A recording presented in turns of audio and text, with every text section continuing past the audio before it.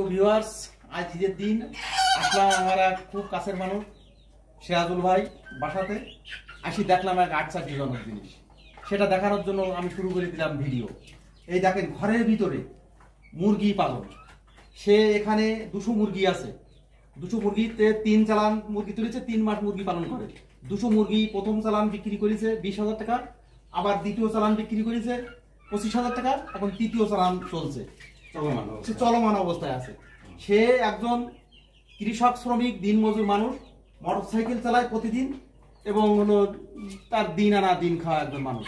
সে নতুন প্রযুক্তি সে নিজেই তৈরি করেছে ঘরের বারান্দায়। এই দালান ঘর দেখেন, ছাদ বাড়ি দালান, এই যে ঘরের বসবাস এখানে আছে, হ্যাঁ, সে এখানে শুরু করে দিয়েছে এবং এখান থেকে সে বেনিফিট করছে। এই যে কৃষি প্রযুক্তি, আমি একজন কৃষিবিদ ভাই, কিন্তু আমি দেখি আমি আশ্চর্য হয়ে গেলাম। আমাদের সিরাজুল ভাই আমার খুব কাছের মানুষ, সিরাজুল ভাই এই কৃষি প্রযুক্তি ব্যবহার করে কিভাবে দেশের উন্নয়ন করছে, তার কাছে তার মুখ থেকে শোনেন। সিরাজুল ভাই, আপনি এই ধরনের প্রযুক্তি আপনার ভিতরে আসলো কিভাবে? আপনি কি মনে করেন এটা?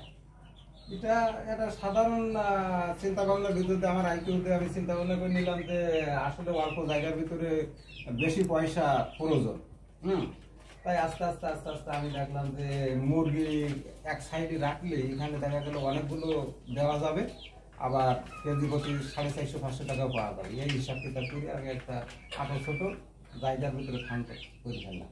দেখেন ভিউয়ার্স, আপনারা তার মুখ থেকে শুনলেন, সে চাচ্ছে অল্প জায়গায় প্রযুক্তি ব্যবহার করে কিভাবে আমাদের দেশের যেহেতু জনসংখ্যা বেড়ে যাচ্ছে, এই বর্ধিত জনসংখ্যা কিভাবে খাদ্য চাহিদা আমরা পূরণ করতে পারি।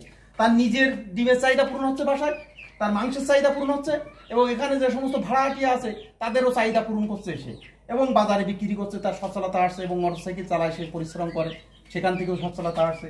তা দেখেন, আমরা এই প্রযুক্তিটা দেখি আপনারা উৎসাহ দেবেন এবং শেয়ার দেবেন এই ভিডিওটা, যাতে সবাই দেখে এইভাবে আমাদের দেশের উন্নয়নে এবং দেশের এই প্রযুক্তি ব্যবহার করে দেশের সার্বিক উন্নয়ন করতে পারে, সেভাবে সবাই সহযোগিতা করবেন। সবাইকে ধন্যবাদ, ভালো থাকবেন।